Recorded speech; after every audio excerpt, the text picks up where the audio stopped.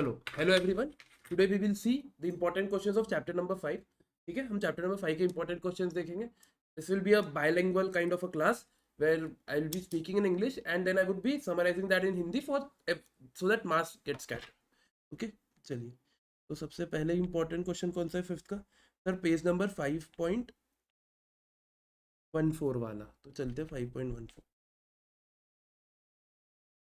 तो क्या है ये केस स्टडी, मैं आपको बताता हूँ। एक मैं आपको there is a sprinter sportswear, एक कंपनी है।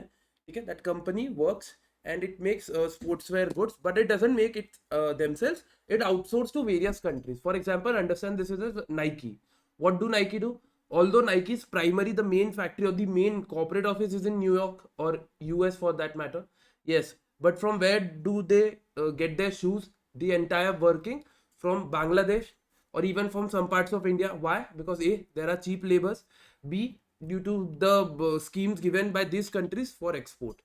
So these are primarily the two reasons why countries usually use India, because labor cost is cheap and Indian government gives incentives for export. So these are the two main advantages. Yes. Now what happens? This is a company and it gives order to to one of their suppliers or outsource agent. And what does that outsource agent do? They float a tender. Now what happens is, once you float a tender, there are various contractors that apply. You might be all knowing the working of tenders. Yes. So now, since various contractors apply for this tender, ठीक है, so sometimes क्या होता है, कभी कभी ये tender के लिए जो लोग अप्लाई करते हैं वो लोग काम कैसे करवाते हैं, वो लोग चाइल्ड लेबर लगाते हैं. Although there are strict rules, stringent rules for child labor, but you still know that that kind of work is happening. No matter how much, we cannot do like ostrich. We cannot bury our head into the sand and tell that there is no danger around. So that is something that one needs to cater. So that is this case study. Now what should this company do? Should attempt to address the issue. Now this company, wait a second. Now what should this company do? They should how will they address the issue? They will not directly be involved in a illegal work, but since they are using the work of the contractors, so somewhere down the line their image would be dented if it ever comes into the public space that they are doing this kind of work. Second, the ethics and integrity of the companies are tested during these times, so they need to work around this. This is only written in the first part. Now suggest some actions. Now they can develop a code of conduct, a certain code of conduct. Like if, for example, this is what Europe do. I'm quoting a real life example. This is what Europe do. What they do is that they don't buy from those countries. They don't buy from those countries where labor laws are not that strict, and that is completely high. That is completely hypocrisy from Europe. Let me tell you why. They don't buy those goods for which they have alternatives. For example, Europe, there are certain items which they don't buy from India. Why? Because they say that you don't have strict labor laws. Human ethics or human values of labors are not being catered. But while the same Europe, when they want oil or when they want something that is very essential for them, they buy it from China or Russia. Now understand, there even worst human laws are there. So Europe plays they play a Hippocratic rule about this one, that for their necessity they can ignore this so-called their ethics, but for things for which they have alternatives, they usually don't follow this. So this is the primary issue. Now in this was a real life example I just quoted, but in this question what is happening? A, they can develop a code of conduct. Strict punishment, stringent punishment shall be liable. Stringent punishment shall be issued for those who are working in this fashion. And now you have developed a code of conduct. For that you need an audit team which will audit that whether stringent punishment are taken or not. Okay, whether stringent punishment are taken or not. So for that you will have an audit team. Then they can, and this is then it is open. These 2 points are mandatory. After that it's open to your point. Like for example, listed on their website, listed on their products. For example, Adidas. Now what does Adidas do? Leave apart child labor. What does Adidas do? They promote things which improve their public image. Like Adidas, what do? They hire Rohit Sharma. Now have you ever seen Rohit Sharma shoes? There is Save the Rhino movement. Tata, what are they doing? They are like Kaziranga edition. So these are some public strategies that they should follow, or they should list it on their website. So these 3 points are written. Okay. Now, this was an important case study with respect to you understanding that there are certain examples which you can quote in examination. Okay, there are certain examples which you can quote in examination. Now, this is, I guess, the first case study. Now, what is the other important question? तो basically अब मैं जो लोगों को English, जो लोग हिंदी में सुन रहे थे, हिंदी वालों को बता देता हूँ क्या होता है. ये लोग का गुड्स होता है, तो लेबर ये लोग दूसरे कंट्री से आउटसोर्स करवाते हैं और वो कॉन्ट्रैक्टर बेसिस पे काम होता है. अब वहां ना चाइल्ड लेबर या बाकी इलीगल काम होते हैं, ह्यूमन लॉज इतने रेलिवेंट नहीं है या इतने स्ट्रिंजेंट नहीं है. तो वो लोग क्या करते हैं, अब ये कंपनी को सोचना है, अगर देखो ये चीजें बाहर आ गई कि भाई ह्यूमन लॉज इतने स्ट्रिंजेंट नहीं है, फिर भी आप वहां से ले रहे हो, तो आपकी पब्लिक इमेज पे अफेक्ट पड़ेगा. यस, आपको टायरन मानेंगे. तो ये कुछ पॉइंट्स है. अब इसको सुधारोगे कैसे यार? स्ट्रिक्ट कोड ऑफ कंडक्ट लगा दो कि ऐसा काम करोगे तो हम आपसे काम नहीं लेंगे, या जो भी कोड ऑफ कंडक्ट है. अब कोड ऑफ कंडक्ट लगा दिया, अब वो इंप्लाई हो रहा है कि नहीं हो रहा, उसके लिए क्या करो? उसके लिए sir code of conduct imply हो रहा है कि नहीं हो रहा सर, उसके लिए अपन एक काम करते हैं, अपन उसके लिए ऑडिट टीम बैठा देते हैं, और बाकी फिर वेबसाइट वाला पॉइंट है. ये होगा. फिर देन इसके बाद अगला जो इंपॉर्टेंट क्वेश्चन है वो है ये वाला. अब इसमें के जो इलस्ट्रेशन वाले हैं ना 1, 3, 5, 8 इलस्ट्रेशन मैंने इसके पूरे रिवीजन वीडियो में कराए हुए हैं. ठीक है, you can see it from there. No question number 4, test your knowledge. Question 4, no question 4 अच्छा क्वेश्चन है. ठीक है, ये रहा क्वेश्चन नंबर 4. ठीक है, ये ना. Now understand the question number 4 का part, what I wanted to से.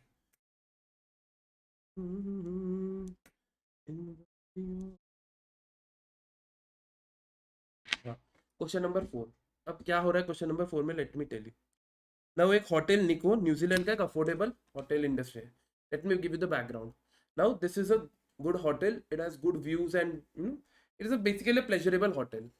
Now total there are 25 rooms. If you could see, I will mark for this a quick. 25 rooms है वहां पर. अब 25 रूम है. अब ध्यान देना, 25 कमरे हैं. अब 25 कमरे में यहाँ लिखा हुआ है कि 365 डेज वो चालू रहता है, और उसकी जो ऑक्यूपेंसी है 75% है. मतलब साल भर में 75% रूम्स बुक होते हैं. तो 25, तो आप साल भर की वैकेंसी कैसे निकालोगे? 25 रूम्स है, 365 डेज चालू है, और 75% ऑक्यूपेंसी है. That is 25 into 365 into 75%. तो दैट इज 6843.75. अब रूम्स में 6844 होगा. यस सर, कमरे है ना, ऐसा नहीं पॉइंट में करने का, थोड़ा लॉजिक भी लगाने का. तो 6844 रूम्स साल भर के बुक होते हैं. Yes sir. अब वो कमाता कितना है रूम्स में? देखो ये यहाँ लिखा हुआ है 2700 ZD. What is ZD sir? ZD is the local rupees of the New Zealand country. That is none of our business. But अपने को पता है कि ZD वहाँ की लोकल रुपीज है.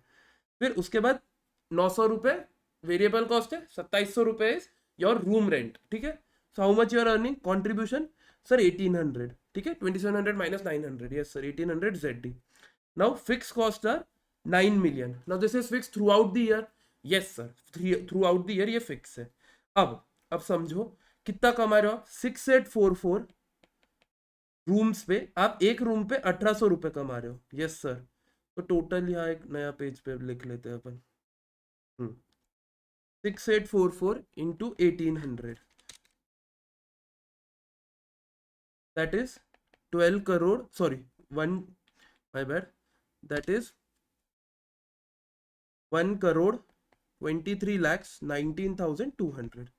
ठीक है, इतना आप कमा रहे हो. ZD ठीक है ना यार, अभी वो ठीक है, ZD कमा रहे हो. और आपका फिक्स कॉस्ट कितना है सर? 9 million है. तो दैट इज 9 million. ठीक है, तो बेसिकली वो 9 million माइनस करने के बाद 3,31,92,00. This is what you are earning. 33 lakh रुपए आप साल भर के कमा रहे हो. हाँ सर, ये आपका नेट अर्निंग है. Now this is the current state of scenario. Okay. Now what happens during the second quarter? Quarter 1, quarter 2, quarter 3. Yes sir. Now usually the room occupancy remains below the level. होगा यार second quarter, शायद students के exams हो गए, ऐसा कुछ होगा. Let's just take that into consideration. तो during the गोवा के टाइम है और ये गर्मी का टाइम है, ऐसा भी हो सकता. तो निको is expecting इस time 900. Now understand this part. 900 occupied rooms. कितने हैं बेटा? 900 occupied rooms. मतलब occupied room nights, मतलब total number of rooms into कितने दिन, सेकंड क्वार्टर के 90 दिन इनटू जो भी वैकेंसी थी वो करके टोटल 900 आया. मतलब सर यहाँ जो अपना 6844 आया है, 6844 साल भर का है. Yes sir. तो 6844 अगर साल भर का है तो एक क्वार्टर में एवरेज कितना आना चाहिए सर? 1711 आना चाहिए. हाँ सर, आया कितना है? 900. मतलब इस क्वार्टर में कम है. Okay, yes sir. Now management is considering strategy to improve probability. what is management thinking कि we will improve the probability closing Nico during, तो हम इस टाइम निको क्लोज कर देंगे और एक रेस्टोरेंट चालू करेंगे, इटालियन रेस्टोरेंट. ये मैनेजमेंट की ओवरऑल थिंकिंग है. ठीक है, अब ध्यान दो. अब इस क्वेश्चन में ग्राफ समझना पड़ेगा. ठीक है, अब समझना, ये पोस्ट उसके बाद है, ये अंडरस्टूड है कि ये पोस्ट उसके बाद है. कैसे समझा सर? देखो बताइए, ये 12 लाख रुपए का फिक्स कॉस्ट, तो सॉरी, सबसे पहले समझिए यहाँ क्या लिखा हुआ है, 9 मिलियन का फिक्स कॉस्ट लगता है वो रूम्स के लिए. Yes sir. और यहाँ अपने को 12 मिलियन का फिक्स कॉस्ट लग रहा है. हाँ सर, मतलब 3 मिलियन का ज्यादा लग रहा है. क्यों ज्यादा लगा है 3 मिलियन का? क्योंकि वो रेस्टोरेंट बनाने में खर्चा होगा ना यार, कुछ खर्चा, माइक्रोवेव लिया होगा या जो भी इलेक्ट्रिसिटी स्पेशल चार्जेस जो भी, ये 3 मिलियन लगा रेस्टोरेंट बनाने का खर्च. Yes sir. Now understand what I am saying. Now presently आपकी अर्निंग आ चुकी है. हाँ सर, 33 lakhs. ठीक है, अब देखो, अगर निको शट डाउन करते, ये बोला भाई कि analyse the profit improvement plan. अब ये क्या बोल रहे हैं इधर, हम होटल शट डाउन करते. अब बताओ अगर उसने होटल शट डाउन किया, कॉन्ट्रीब्यूशन कितना जाएगा sir? 900 room nights into contribution. Sir contribution यहाँ निकाला था सर 1800, तो 900 इंटू 1800 दैट इज 16,20,000 का कॉन्ट्रीब्यूशन लॉस होगा. हाँ सर, ये होगा कॉन्ट्रीब्यूशन लॉस होटल बंद करने का. अब गेन कुछ हुआ है क्या होटल बंद करके, वो देखते. ठीक है, वो आ गया था आपका. Now understand. अब अगर आप कंट्रीब्यूट, ये कंट्रीब्यूशन लॉस हो गया, इसके अलावा एक चीज समझो जो नॉन फाइनेंशियल फैक्टर है, कि आप अगर Q2 में होटल बंद कर रहे हो, दिमाग लगाना खुद ही, तो जो गेस्ट आते हैं वो लोग को क्या लगा, यार होटल बंद हो गया और आपकी इमेज खराब होगी. ये सेकंड पॉइंट है जो आपको लिखना है, मैं ऐसे ही नहीं बता रहा, पॉइंट भी आपको लिखना है. देन अब ये हो गया शटडाउन का कॉस्ट. अब नया जो होटल खोलेंगे उसके खर्चे देखते हैं. ओपनिंग कॉस्ट सबसे पहले तो 3 मिलियन का फिक्स कॉस्ट लग चुका है. Yes sir. सर ये आपने कैसे निकाला? ये 12 लग रहा है, पहले 9 लग रहा था, तो 3 ऐसे हो गए. हाँ सर. उसके अलावा ध्यान दीजिए, एवरेज ऑक्यूपाइड रूम जो है ना आपके, वो एवरेज, अब समझना, अब ध्यान देना, जो चीज मैं बोल रहा हूँ उस चीज पे अब एक सेकंड फोकस करिएगा, सब ये इंपॉर्टेंट है. ठीक है, अब समझिए, पर पर रूम जो है, पर रूम आपका रेवेन्यू कैसे बढ़ेगा, इस चीज पे ध्यान देना. टोटल रेवेन्यू कैसे बढ़ गया पर रूम, ध्यान देना मैं क्या बता रहा हूँ. अभी समझो, टोटल सेल्स कितनी है बेटा? सर टोटल सेल्स है, ये ग्राफ से 30 मिलियन. आई होप आपको ग्राफ रीड करते आता है. Yes sir. तो सर टोटल सेल्स है मेरी 30 मिलियन. Yes sir.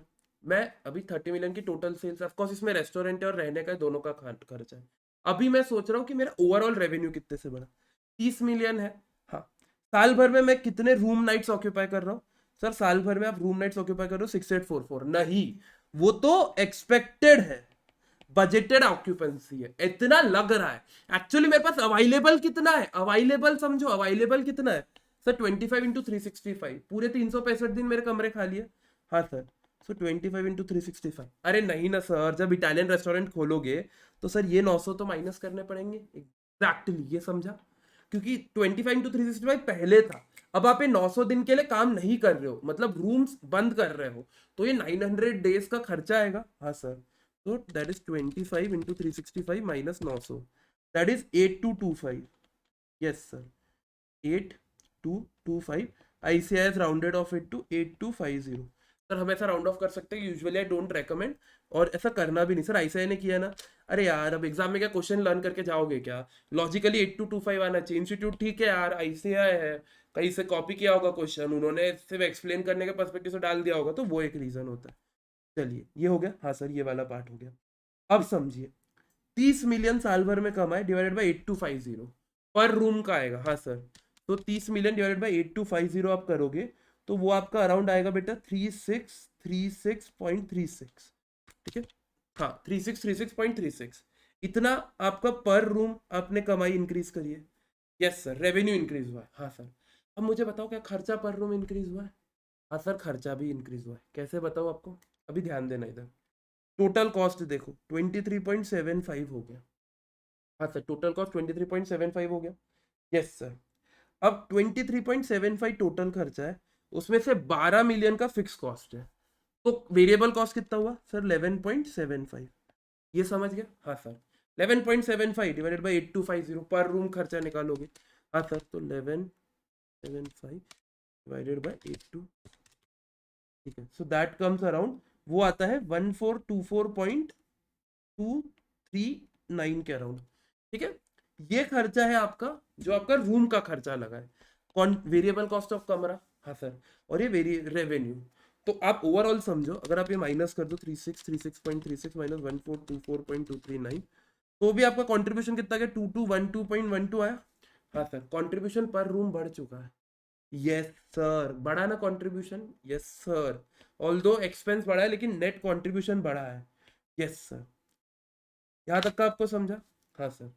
अब एक और चीज, ब्रेक इवन पॉइंट पता है क्या होता है। हाँ सर, ब्रेक इवन पॉइंट मतलब वो पॉइंट जहाँ फिक्स कॉस्ट अपने पूरे हो गए। नया ब्रेक इवन पॉइंट क्या है बेटा सर, 5425 है।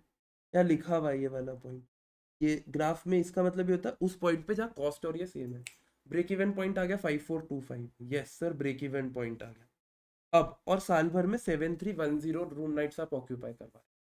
तो आपके पास टोटल कितनी थी बेटा, पुराने केस में बता रहा हूँ, रिड्यूस कितनी हुई है मैं बता रहा हूँ।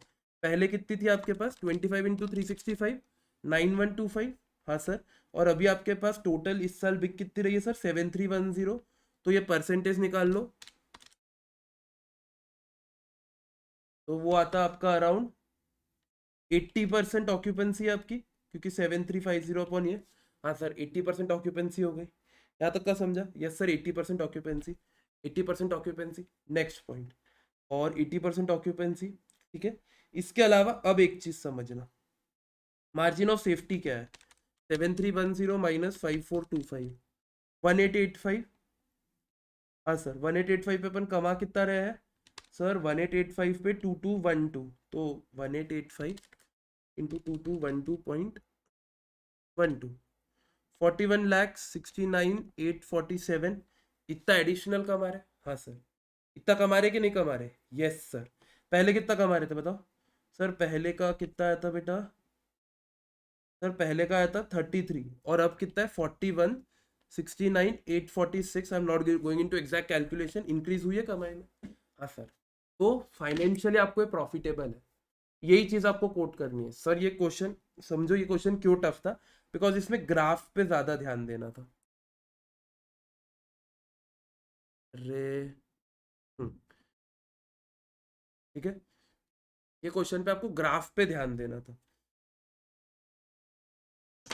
ये वाले क्वेश्चन पे आपको ग्राफ पे थोड़ा ज्यादा ध्यान देना था। Why this question is considered tough, ठीक है। ये क्वेश्चन इसीलिए टफ कंसिडर होता है कि इस पे ग्राफ पे ध्यान देना था, ठीक है। पॉइंट समझे।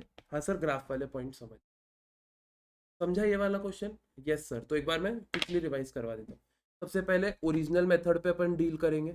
हाँ सर, ओरिजिनल मेथड पे जाने के बाद फिर अपन नए इस पे आएंगे, जो Q2 में स्पेसिफिकली उसका कंट्रीब्यूशन निकालेंगे, उसका सेल्स निकालेंगे, टोटल अर्निंग क्या बढ़ी है। हाँ सर, टोटल अर्निंग बढ़ी है, लेकिन ये फाइनेंशियल पर्सपेक्टिव हो गया। नॉन फाइनेंशियल पर्सपेक्टिव, आप रूम बंद करोगे तो शायद आपकी इमेज पे थोड़ा सा डेंट पड़ेगा, समझे। हाँ सर, तो देयर कंप्लीट्स अपना एक और क्वेश्चन। ये तो टाइम टेबल है आपका।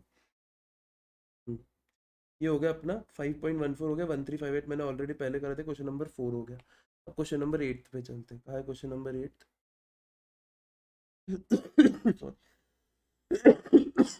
सॉरी, ठीक है। क्वेश्चन 8, हाँ क्वेश्चन 8 बहुत ही ईजी है, ध्यान देना इधर। सबसे पहले मैं आपको कैलकुलेशन वाला पार्ट बता दूँ, एनालिसिस का मैं बता दूंगा क्या है कैलकुलेशन वाला पार्ट। अब ध्यान देना इधर। बेसिकली क्या हो रहा है, एक कोई फ्लाइट है, जो एक फ्लाइट का एक पर्टिकुलर, एक फ्लाइट कंपनी को बंद करनी है। अब ऐसा ही सेम क्वेश्चन अपन ने एग्जांपल में किया था, याद होगा आपको। तो वो वाला क्वेश्चन था कि आप सिर्फ वेरिएबल खर्चा निकालते हो क्योंकि फिक्स कॉस्ट ऑलरेडी लग चुका है इसमें। I think I got this part, now understand this. No, golden pacific airlines एक कंपनी है, यस। ये कंपनी क्या करती है, अपना फ्लाइट वाइट का काम है, वही डिटेल ये सब फालतू की बातें छोड़ो अभी एग्जाम के टाइम, मेन कॉन्सेप्ट पे समझो। तो ये फ्लाइट बंद करना चाह रही है। अब अगर आप फ्लाइट बंद करोगे तो सबसे पहले आपको कंट्रीब्यूशन लॉस होगा। क्या होगा बेटा सर, कंट्रीब्यूशन लॉस होगा। क्या होगा, कंट्रीब्यूशन लॉस होगा, केस 1। हाँ सर, कंट्रीब्यूशन लॉस हो गया।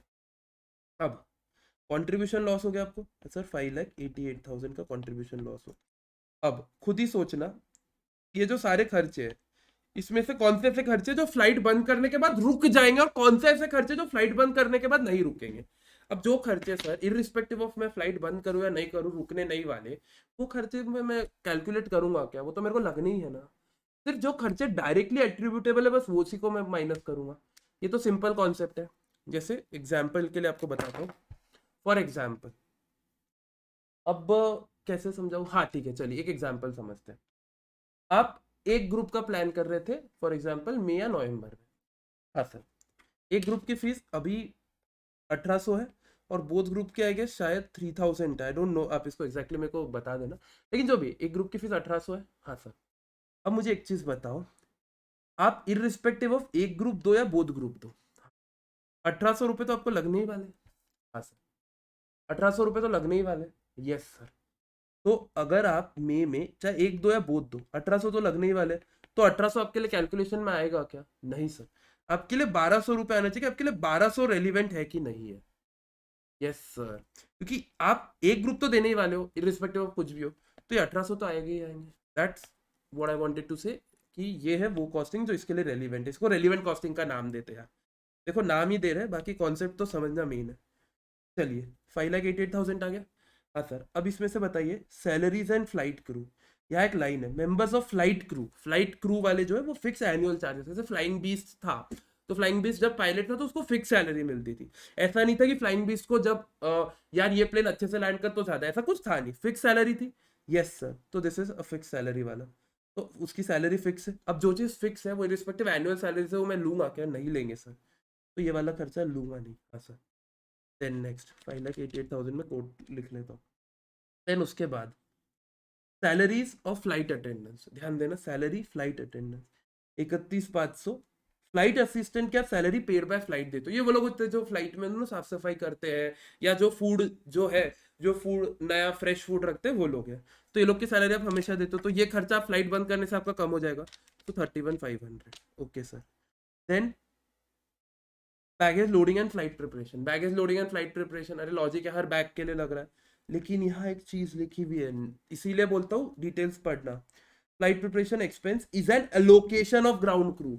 अलोकेशन है ये, ग्राउंड क्रू के एक्सपेंसेस अलोकेट किए हुए, एक्चुअली पर फ्लाइट नहीं लग रही है, ऑलरेडी जनरली लग रहे हैं। यस सर, तो ये खर्चा नहीं आएगा, तो ये वाला खर्चा नहीं आएगा। Yes sir, then next overnight cost for flight crew and assistant. Of course यार, एट डेस्टिनेशन लिखा हुआ है, तो जहाँ रुके हैं वहां का खर्चा, खाना पीना, वहां के जो खर्चे, वो तो आएगा ही 12,600। हाँ सर, मतलब आएंगे ऐसे ना, आपके बच जाएंगे अगर आप फ्लाइट बंद करोगे तो।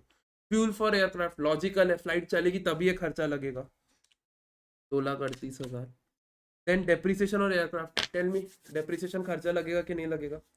अंडरस्टैंड, लगेगा कि नहीं लगेगा? डेप्रिसिएशन एक्चुअली लगता है कि अलोकेट एक्सपेंस है? सर अलोकेटेड एक्सपेंस है, नहीं लगेगा। वेरी गुड, सो डेप्रिसिएशन भी नहीं लग रहा। देन लाइबिलिटी इंश्योरेंस, ऑफकोर्स लगेगा अगर प्लेन को कुछ हो गया, बट अब लाइन पढ़ते हैं। 1/3 of liability insurance is a special charge assessed against GP22 in the company the destination of a flight in a high risk area. अब समझना, कुछ ऐसे एरियाज होते हैं जैसे बर्मुडा ट्रायंगल, ऑफ कोर्स वहाँ अलाउड नहीं है, फ्लाइट्स घूम के आती है, लेकिन समझो ऐसा कोई एरिया है। और बर्मुडा ट्रायंगल क्यों होता है वो ठीक है, वो मैग्नेटिक वेव्स के कारण होता है, let's just not get into that. लेकिन बर्मुडा ट्रायंगल के ऊपर से फ्लाइट जा रही है, अब यार वहाँ फ्लाइट गिर जाती है तो इंश्योरेंस बना लो। अब अगर ये स्पेसिफिकली वही फ्लाइट जो बर्मुडा ट्रायंगल के ऊपर जा रहा है, बाकी फ्लाइट का तो एक साथ इंश्योरेंस बनाते हो, लेकिन एक फ्लाइट समझ लो ये जो नंबर की है ये उसके ऊपर से है, तो इसके लिए स्पेशल इंश्योरेंस चाहिए। ठीक है, या नीचे से लोग गोलियां चलाते हैं, तालिबान के ऊपर से जा रही है तो। सो ये कुछ रीजन के कारण इस पे स्पेशल इंश्योरेंस लगता, तो जो स्पेशल इंश्योरेंस लगता है वो आएगा। और वो कितना है बेटा? 1/3 है। कितने का है वो फ्लाइट इंश्योरेंस? 147 का 1/3, 49,000। ठीक है, तो 49,000 ही आएगा। देन उसके बाद फ्लाइट प्रमोशन, ये तो नेचुरली फ्लाइट के लिए कर रहे हो आप। हाँ सर, तो ये 28,000 भी आ जाएगा। आएगा कि नहीं आएगा बताओ? फ्लाइट प्रमोशन आएगा कि नहीं आएगा, खुद ही सोचो सर। फ्लाइट प्रमोशन आएगा ना, ऑफ कोर्स आएगा ना बेटा, फ्लाइट प्रमोशन भी जाएगा। देन मतलब आएगा, सॉरी, माइनस होगा। Hangar parking fee for aircraft at destination लिखा है, एट डेस्टिनेशन। अब मुझे बताओ, अगर ये एट डेस्टिनेशन की जगह एट ओरिजिनल प्लेस होता या एट वेयर हाउस होता तो क्या इसको लेते? क्या क्या इसको लेते? क्या सोचना, होमवर्क है, सोचना। चलो अभी इस टाइम क्या होमवर्क, अभी समझना, नहीं लेते क्योंकि वो वहां प्लेन कहीं तो रखेंगे ना, बंद प्लेन कहीं तो रखेंगे, तो वो खर्चा मेरे को लगना ही था। ये तो प्लेन वहां जा रहा है डेस्टिनेशन पे, इसीलिए खर्चा है। इसीलिए मैं वर्ड्स पे बहुत ज्यादा ध्यान देने बोल रहा हूँ, क्योंकि ये चैप्टर में अगर वर्ड्स पे ध्यान नहीं दिया तो आता हुआ क्वेश्चन एग्जाम में रॉन्ग हो जाएगा, और उससे बुरा कुछ नहीं होगा। ठीक है, तो क्योंकि डेस्टिनेशन लिखा इसीलिए ये आया। ठीक है, सो वो भी आ गया डेस्टिनेशन वाला, कितना है वो? 7,000 रुपीज। ठीक है ना, the hangar fee is a standard fee charged for aircraft at all airports. Hanger fee standard है इसीलिए नहीं आ रहा, यूजुअली आना चाहिए था, लेकिन ये एक लाइन के कारण नहीं आ रहा। अच्छा, ये स्टैंडर्ड है भाई, आप प्लेन लेके जाओ नहीं लेके जाओ ये लगनीच है, तो इसीलिए ये नहीं आएगा। ठीक है, समझिए ये चीज। यस सर, ये इसीलिए नहीं आएगा। देन करेंटली तो इसको रिप्लेस नहीं कर सकते, तो ये काय के लिए कि कंट्रीब्यूशन लॉस होगा। तो टोटल खर्चा कितना है अपना, टोटल सर आपका खर्चा आएगा ये सब माइनस करके 2,28,900।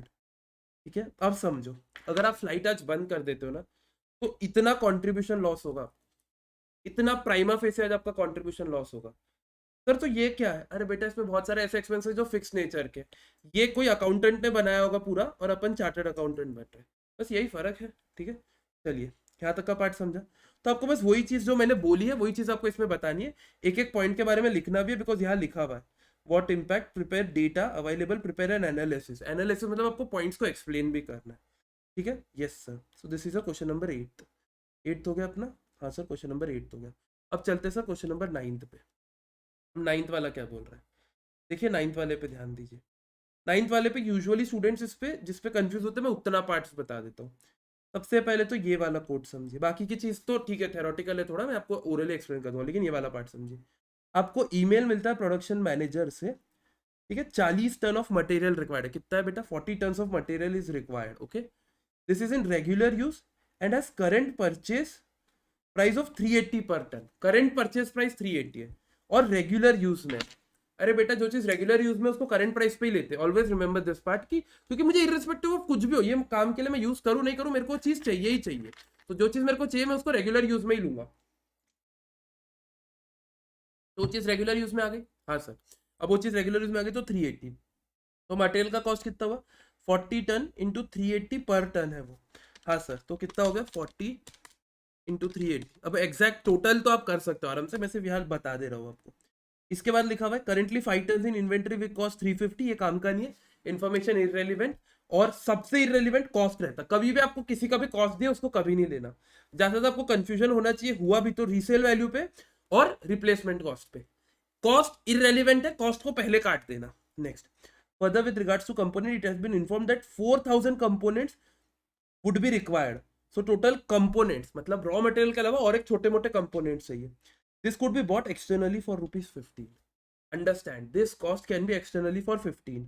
तो let me tell you, 4000 component है इंटू 15, हाँ sir 4000 into 15, so that is 60,000 component, 60,000 rupees. Yes sir, यही होगा केस 1।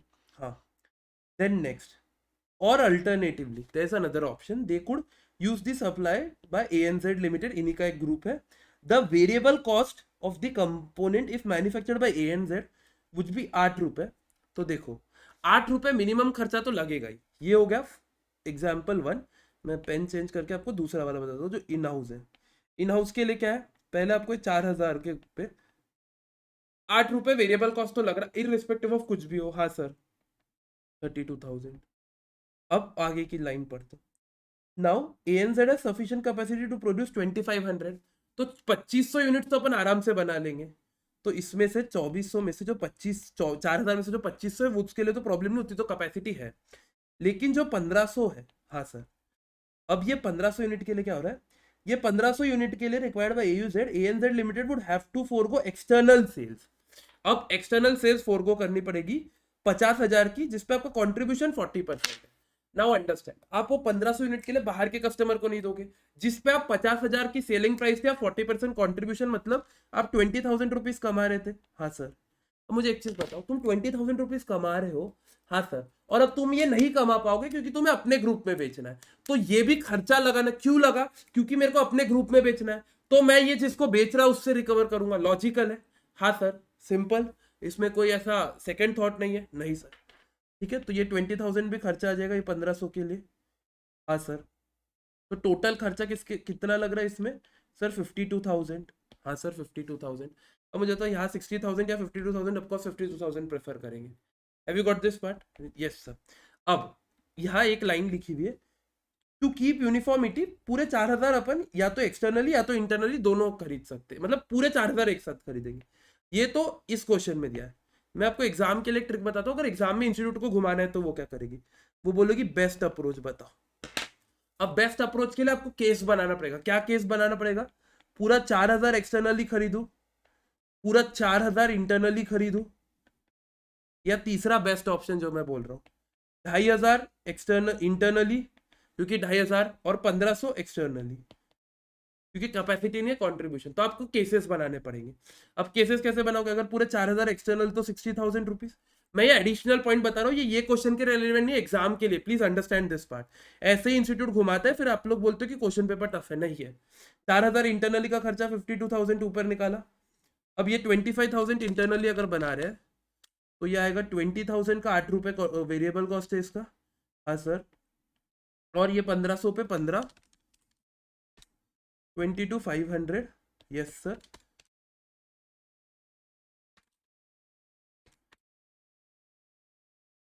समझा? 42,500 क्या परवड़ रहा? तो तब ये वाला केस परवड़ रहा, क्योंकि इसमें टोटल खर्चा 42,500 आ रहा। समझा मैं क्या बोल रहा हूँ? Yes sir. तो ये कब? अगर इंस्टीट्यूट एग्जाम में बोलता है बेस्ट अप्रोच क्या होगा, या अगर इसके अलावा कोई लाइन नहीं भी लिखता है, या तो बेस्ट अप्रोच, या तो अगर उसने ये लाइन नहीं लिखी टू हैव यूनिफॉर्मिटी वाली, अगर समझ लो ये लाइन नहीं लिखी है, तो भी आपको केस बनाना है। Have you got my point? Best for the company क्या है? ये है सर। अब समझा मैं क्या बता रहा हूं? Yes sir. तो ये पॉइंट इंपॉर्टेंट है। ठीक है, ये क्वेश्चन में लिखा नहीं है, ये एक एडिशनल केस बताता हूं मैं, ऐसा केस हो सकता है। Yes sir. तो ये हो गया part. Yes sir. Now then ये पूरा आपका हो गया जो आपको इन दोनों के बारे में बताना है। क्या बोलते हैं 40 इंटू 800, और यहाँ आपका टोटल खर्चा कितना आ रहा था अपना 52,000, क्योंकि ये वाला केस अभी क्वेश्चन में नहीं है, अगर एग्जाम में पूछे तो आपको करना है। तो 52,000।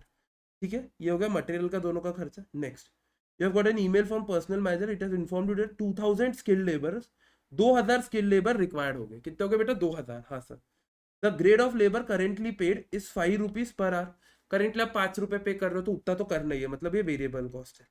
Yes sir. नेक्स्ट, क्योंकि वो लेबर शॉर्ट सप्लाई में आगे लिखा हुआ है, आपको ना एक डिमांड प्रोडक्ट जी की वो बंद करनी पड़ेगी, उसके जगह लेबर यहाँ डालने पड़ेंगे। अब समझो, लेबर 4 घंटे लगते हैं, एक प्रोडक्ट जी बनाने को 4 घंटे लगते हैं, और एक से अपने को 24 रुपए कमाते हो। अब समझो, प्रोडक्ट जी बनाने के लिए 4 घंटे लगते हैं, और वो प्रोडक्ट जी से अपन 24 रुपए कमाते हैं। तो 4 घंटे में 24 रुपए कमा रहे हैं। Yes sir.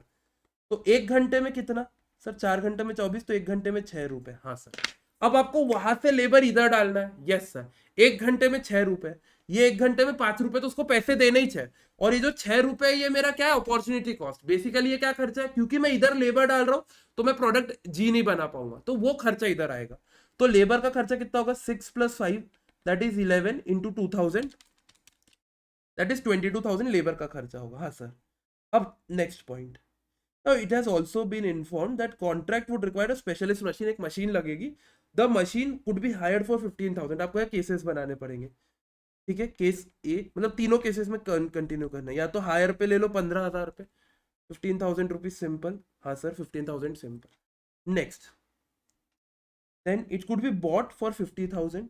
15,000 ये रेंट है। यस, या बाय कर लो। कितने पे बेटा? 50,000 पे, लेकिन और भी लिखा हुआ है बाय क्या। At the end of the contract, if machine were brought, it could be sold for 30,000। अब यहाँ क्योंकि डिस्काउंटिंग रेट नहीं दी, इसलिए अपन 30,000, यूजुअली 1 ईयर को अपन डिस्काउंटिंग रेट नहीं लगाते। आपने पढ़ा होगा एफआर में, अगर यही क्वेश्चन में अगर 30 की जगह 40 देते फॉर एग्जांपल, और बोलते 30 की जगह 25 देते, और बोलते 2 साल बाद आप मशीन बेच सकते हो, तो अपन उसको डिस्काउंट करके present value latte. This is another case which institute can give. I am preparing you for the examination, question करना मेन एम नहीं है। ठीक है, सो दैट इज 30,000। Yes sir. 30,000 हो गया। हाँ सर। अब ये आपको इनकम है, तो नेट आपको यहाँ खर्चा 20,000 लग रहा है बाय करने में। तीसरा केस, थर्ड केस एक है जिसको मैं कॉम्बो बोलता हूँ। कॉम्बो में क्या हो रहा है? कॉम्बो में ऐसा है कि आप इसको थोड़ा सा मॉडिफाई कर दो, कॉस्ट 5,000 पे, then it can be use for other contract. मतलब 50 की आपको मशीन पड़ी, उस पर 5,000 का और खर्चा मॉडिफिकेशन, लेकिन आपके इसके बाकी कितने खर्चे बच जाएंगे? दूसरे कॉस्ट के 45,000। मतलब ये मशीन में सिर्फ एक पार्ट एडिशनल लगा दो, तो आपके दूसरे जो गुड्स है उनके भी मशीन बन सकते हैं, और वो मशीन लेने के लिए आपको 45,000 लगते थे, तो यहाँ आपके 45,000 सेव हो गए। हाँ सर। तो यहाँ टोटल खर्चा कितना लगा है? 55 में से 10,000। मुझे बताओ, 10,000 नेट खर्चा है, या 20,000 या 15,000? 10,000 लोगे, हाँ सर, तो मशीन का कॉस्ट कितना आएगा सर 10,000। समझा तीनों केस बना के? Yes sir. Now this cost would be 12,000 in respect of new contract. ये ठीक है। मशीन का ऑपरेटिंग खर्चा जो 10,000 है 12,000 रहेगा न्यू कॉन्ट्रैक्ट के केसेस में। The operating cost of the machine are payable है by AUS whether it hires और बाइज द मशीन। मतलब ये खर्चा तो इरिस्पेक्टिव तुमको लगना ही है। तो पहले तुम मशीन खरीदोगे 10,000 में, नेट खर्चा प्लस 12,000। हाँ सर, तो टोटल तुमको 22,000 लग रहा है। हाँ सर, नेट खर्चा तो इतना ही लग रहा है। हाँ सर, वही लिखेंगे। Then next, now the contract would be supervise. एक सुपरवाइजर लगेगा जिसको एनुअल सैलरी 50,000 दे रहे। एनुअल सैलरी दे रहे भाई, तेरा सुपरवाइजन का काम है, तू मशीन ए पे रहे मशीन बी पे रहे, ये खर्चा नहीं आएगा। Sufficient. The manager would receive a bonus of 5,000। 5,000 का बोनस मिलेगा फॉर एडिशनल वर्क, तो एडिशनल काम है तो ये आएगा। ठीक है, डेवलपमेंट टाइम है। अब मुझे बताओ डेवलपमेंट टाइम आएगा कि नहीं आएगा? नहीं सर, डेवलपमेंट टाइम नहीं आएगा क्योंकि हैव ऑलरेडी बीन वर्क, एक लाइन लिखी हुई, ऑलरेडी इस चीज का काम कर ले, तो ये नहीं आएगा। और ओवरहेड एब्जॉर्प्शन रेट कभी नहीं आता। ठीक है, तो ये काट दो। तो अब टोटल खर्चे आ गए। हाँ सर, एक बार मैं आपको चेक भी करवा देता हूँ। देखिए चेक करवा देता हूँ टोटल खर्च। पेज नंबर 50 ये देखिए टोटल खर्चे पे ध्यान दीजिए। मटेरियल का खर्चा आ गया था अपना 40 ton into 380। Yes sir. Components का खर्चा 52,000। हाँ सर। लेबर का खर्चा, स्पेशलिस्ट मशीन का खर्चा, मशीन ऑपरेटिंग कॉस्ट का खर्चा, अपन ने दोनों को कंबाइन करके 22 किया था। हाँ सर। दूसरा सुपरविजन, दूसरा डेवलपमेंट टाइम और जनरल फिक्स ओवरहेड दोनों नहीं लिखा, आपको ये सब एक्सप्लेन भी करना है जैसे मैंने किया था। हाँ सर, ये तो हो गया फर्स्ट पार्ट। अब ये उन्होंने डिटेल में एक्सप्लेन किया। अब अपन आगे का पार्ट देखते, आगे क्वेश्चन में क्या अपना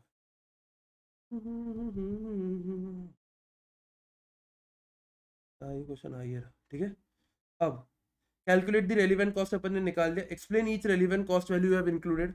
ठीक है, पहला वाला ignore taxation and time value of money, बोला हुआ इसलिए इग्नोर कर रहे हैं। ठीक है, next discuss two problems that can arise reset of setting using relevant pricing. देखो दो प्रॉब्लम जो अराइज होगी, समझो सबसे पहले दो प्रॉब्लम जो अराइज होगी वो है कि प्रॉफिट रिपोर्टिंग का एक प्रॉब्लम होगा और दूसरा फ्यूचर वर्क। अब समझो प्रॉफिट रिपोर्टिंग, क्योंकि ये बहुत रेलिवेंट अप्रोच है, अकाउंटेंट्स को ये नहीं समझता, तो कॉम्प्लेक्सिटी एक केस हो गई। Yes sir. दूसरा, ये एक्सपर्ट्स को समझता है, और ये प्रॉफिट शेयर होल्डर्स या स्टेक होल्डर्स को कैसे समझाएंगे, ये एक लॉस हो गया। एंड दूसरा समझो कि फ्यूचर में अगर कोई काम आता है, वापिस बहुत मेहनत है, तो फ्यूचर वर्क, क्योंकि ये बहुत रेलिवेंट है पर्टिकुलर गुड्स के लिए, आगे कोई गुड्स है शायद उस टाइम मार्केट रेट अलग हो गए, शायद उस टाइम लेबरर रेट अलग हो गए, तो एक ब्लैंकेट रेट नहीं कोट कर पाएंगे, ये दूसरा प्रॉब्लम है। Yes sir. अब इसके बाद आप ये पढ़ोगे तो इसमें बोला हुआ है क्वालिटी कॉस्ट बताओ। क्वालिटी कॉस्ट यार चार है, prevention appraisal detection, prevention appraisal detection, sorry prevention appraisal internal external, मैं क्या डिटेक्शन बोल रहा हूँ, प्रिवेंशन अप्रेजल इंटरनल एक्सटर्नल, ये चार कॉस्ट है, ये चारों कॉस्ट आपको डिफाइन करने। और सबसे पहले काफी स्टूडेंट में से पूछे सर स्टार्ट कैसे करेंगे, सबसे पहले डिफाइन करना क्या है, प्रिवेंशन क्या है, अप्रेजल क्या है, वो सब। हाँ सर, डिफाइन करने के बाद प्रिवेंशन के बारे में बता दिया, डिफाइन कर दिया, फिर प्रिवेंशन कैसे लगाएंगे, अप्रेजल डिफाइन करो उसके बारे में बताओ, इंटरनल फेलियर कॉस्ट क्या होता है पहले डिफाइन करो, पहले डेफिनेशन लिखो। Always follow this approach, this is the safest approach, definition followed by explanation. Exam में एक ही बार लिखना है ना? हाँ सर, तो लिख दो। प्लीज चेकर को चांस मत दो कि भाई यहाँ मार्क्स काटे। ठीक है, सॉरी 9th हो गया, 10th वाला देखते हैं। अब 10th क्वेश्चन क्या है? 10th क्वेश्चन बहुत इजी है, 10th डायरेक्ट सॉल्विंग वाला है, आप प्रोस्पेक्टिव अप्रोच लगा के 10th वाला आराम से हो जाएगा। 10th में समझने लायक कुछ नहीं है। ठीक है, 10th में समझने लायक कुछ नहीं है आपको, बाकी 10th बहुत इजीली हो जाएगा, कौन सा खर्चा आएगा कौन सा नहीं आएगा आपको खुद समझना पड़ेगा, काफी इजी है ये, बहुत इजी है। जैसे एक्सपोर्ट क्लियरेंस, एक्सपोर्ट का खर्चा आएगा, तो ऐसे कुछ कुछ चीजें जो आएगी जो नहीं आएगी आपको इजीली समझ जाएगा। ठीक है, बट आपको इसमें ध्यान देना है कि आपको ना जब एडवाइस करना होता है ना, तो आपको बाकी नॉन फाइनेंशियल फैक्टर्स भी बताने, जैसे इनकम टैक्स, स्टैट्यूटरी, आप जीएसटी के एक दो पॉइंट कोट कर सकते हो।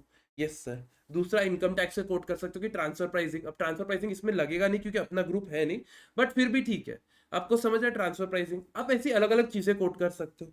हाँ सर, और उसके बेसिस पे अगर आपने प्राइसिंग अलग कोट करे तो आपके पीजीबीपी में इनकम ऐड होगी। तो एडवाइस जब कर रहे हो ना, तब आपको समझना है आपको मल्टीपल कॉन्सेप्ट लिंक करने हैं। प्रैक्टिकल अप्रोच के अलावा 5 मार्क का प्रैक्टिकल आएगा, बाकी का जो 5 से 6 मार्क या 7 मार्क 8 मार्क, डिपेंड्स इंस्टीट्यूट कितने मार्क का पूछ रहा है, बाकी के जो मार्क्स है वो आपको एडवाइस पे मिलेंगे, समझ रहे हो? हाँ सर।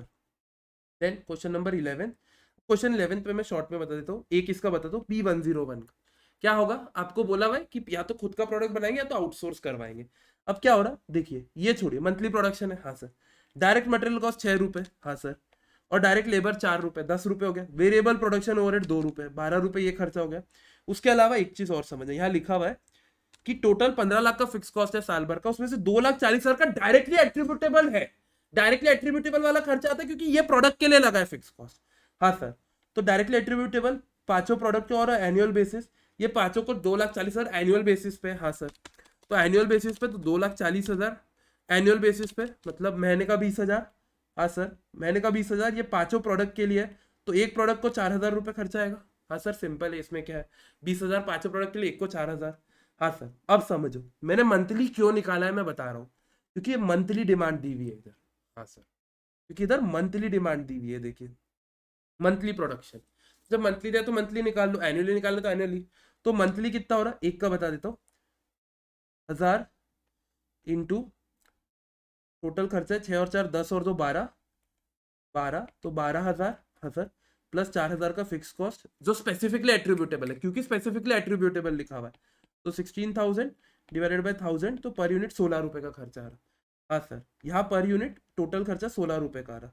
आउटसोर्स का कॉस्ट 17 रुपए, तो यहाँ घर पे बनाएंगे। फिर आप ऐसे एक एक का निकालोगे, तो जब आप निकालोगे ना तो आपको समझेगा कि इसके लिए आपको आउटसोर्स प्रेफरेबल है, इसके लिए वापिस इंटरनल घर का प्रेफरेबल है, इसके लिए आउटसोर्स प्रेफरेबल है। और P105 का क्या था, हाँ P105 के लिए जो था उसके लिए भी आपको घर का प्रेफरेबल है, समझ रहा, हाँ सर। तो फिर आपको कोट करना है, लिखना है कि ये तो हो गया फाइनेंशियली, लेकिन नॉन फाइनेंशियली आप समझो। आप आउटसोर्सिंग ले रहे हो तो आउटसोर्सिंग के disadvantage, quality, yes sir. Supplier से प्रॉपर टीमिंग चाहिए, अगर सप्लायर ने गलती करी तो अपना इमेज डाउन होगा। दूसरा, जो अपन एक क्वालिटी मेंटेन कर सकते हैं, क्वालिटी अप्रोच। तीसरा सबसे इंपॉर्टेंट, क्या आउटसोर्स जो अपन कर रहे हैं, अब समझना, आपने आउटसोर्स कर दिया तो आपके अभी जो अभी मशीन्स है वो मशीन्स की कैपेसिटी बच गई। अब वो कैपेसिटी आप ये दोनों प्रोडक्ट में यूज करो जिसकी डिमांड ज्यादा है मार्केट में, समझ रहा आपको, यस सर। ज्यादा प्रोड्यूस कर लो, ज्यादा प्रोड्यूस करोगे तो आपको ओवरऑल सस्ता पड़ेगा। कभी भी आप ज्यादा प्रोड्यूस करते हो तो चीजें सस्ती पड़ती है। यही सब पॉइंट्स आपको लिखने हैं, ये इधर इन्होंने लिखा हुआ है, ठीक है। वह तो सॉल्यूशन है, यही पॉइंट्स इन्होंने इधर इंस्टीट्यूट ने लिखे हुए, आपको समझ रहा। और ये आगे एक बोल रहा है कि गेन शेयरिंग एडजस्टमेंट बताओ। यार गेन शेयरिंग एडजस्टमेंट क्या होता है, गेन शेयरिंग एडजस्टमेंट मतलब जब आपको प्रॉफिट होगा, आप और मैं पार्टनरशिप में आते हैं, जब मुझे प्रॉफिट होगा तब मैं आपको पे करूंगा। इट इज सिंपल एज कि जैसे जैसे ये जो बड़े एक्टर्स है, Shahrukh Khan, Salman Khan, how do they do movies, you know, ये लोग क्या करते हैं, जैसे ये लोग ना मूवीज में पैसा नहीं लेते प्रोड्यूसर से, once the movie becomes hit तो ये उसका परसेंटेज लेते हैं। ऐसा क्यों सर, क्योंकि ना पता है इनकी पिक्चर हिट होने वाली है। अब आप समझो, एक एक्टर है फॉर एग्जाम्पल कार्तिक आर्यन, कार्तिक आर्यन 5 करोड़ रुपए या 10 करोड़ रुपए पर मूवी लेगा, यस सर। अब अगर मूवी ने 100 करोड़ कमाए तो भी कार्तिक आर्यन को 10% मिल गया, 10%। मूवी ने अगर 200 करोड़ कमाए तो भी कार्तिक आर्यन का फिक्स है 10%। तो ये यहाँ कितना हो जाता है, यहाँ अराउंड 5% हो जाता है। कार्तिक आर्यन का अमाउंट फिक्स है। बट आप सलमान खान को समझो, उसका फिक्स है भाई मैं 20% ऑफ द मूवी कमाऊंगा। अब अगर मूवी 100 करोड़ कमाई तो उसने 20 करोड़ कमा लिए। अब अगर मूवी ने समझ लो फेल हो गई मूवी और 50 करोड़ ही कमाई तो उसने 10 करोड़ कमाए। मूवी ने 10 करोड़ ही कमाए तो उसने 2 करोड़ ही कमाए। ये होता है गेन शेयरिंग एडजस्टमेंट, कि वो जितना गेन करेगा उतना मेरे को मिलेगा, बेसिकली कमीशन बेसिस पे। लेकिन गेन शेयरिंग में होता है प्रॉफिट पे ही गेन आता है, बस यही डिफरेंस है। कमीशन बेसिस पे, कमीशन पे इरिस्पेक्टिव ऑफ अपन सेल्स प्राइस पे निकालते हैं। गेन शेयरिंग एडजस्टमेंट में कमीशन नहीं है, जो प्रॉफिट है उस पे गेन होता, तो प्रॉफिट होना पड़ता। तो बस वही गेन शेयरिंग एडजस्टमेंट लिखोगे आप। गेन शेयरिंग एडजस्टमेंट के फेलियर के कुछ रीजंस रहते हैं, जैसे भाई पॉलिसी जो है गेन शेयरिंग की वो एकदम फिक्स होनी चाहिए। Code of conduct exact ambiguous नहीं होना चाहिए। It should not give multiple view points, it should not have ambiguity, एकदम सटीक होना चाहिए, यस सर। दूसरा, इसके लिए आप प्रिकॉशन कैसे करोगे, इसके लिए आप प्रिकॉशन रहोगे भाई, स्पेसिफिक रहो, जो ऊपर बताया स्पेसिफिक रहो।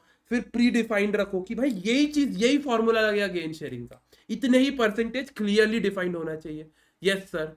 ठीक है, इंटरप्रिटेशन ऑफ लॉ बहुत बड़ा एक एस्पेक्ट होता है, तो उस चीज को ध्यान रखोगे। बस यही पॉइंट्स दिए हुए, तो आपको समझा। अब आई नो मैंने थोड़ा 44 मिनट्स हो गए, लेकिन मुझे कुछ कॉन्सेप्ट इस चैप्टर में बताने थे, बिकॉज ये चैप्टर भले ही ऐसा बहुत इजी है, लेकिन इसमें घुमाने के लिए बहुत कुछ है इंस्टीट्यूट के पास। मैंने आपको बताया ना, एक वर्ड अगर इंस्टीट्यूट चेंज कर देगा, आपको लगेगा सेम क्वेश्चन आया ना, इंस्टीट्यूट ने एक वर्ड चेंज कर दिया, आपके मार्क्स पूरे चले जाएंगे। तो मतलब इसीलिए ये चैप्टर को भले ही टाइम लगा, लेकिन अभी आपके पास टाइम है, जिनका सिर्फ एक ग्रुप है, तो आप लोग आराम से वीडियो देखना और छोटे छोटे पॉइंट समझो, क्योंकि एग्जाम छोटे छोटे पॉइंट्स पे होती है, एग्जाम बड़े इस पे नहीं होती है, ठीक है। चलो, थैंक यू।